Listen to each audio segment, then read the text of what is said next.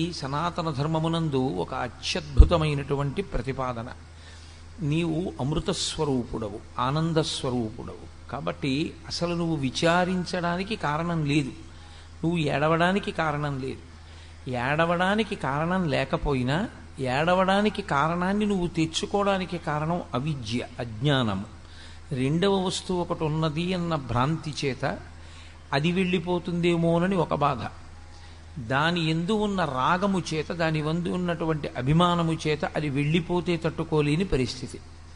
రెండవది ఒక్కొక్క వస్తువు ఎందున్నటువంటి ద్వేషము, ఆ ద్వేషము చేత అది ఉండిపోయిందనేటటువంటి బాధ. రెండూ బాధకి కారణములే.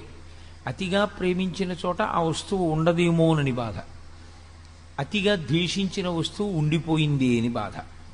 రెండూ శోకమునకు కారణములే తప్ప రెండిటిలో ఏదీ కూడా అంతరాయము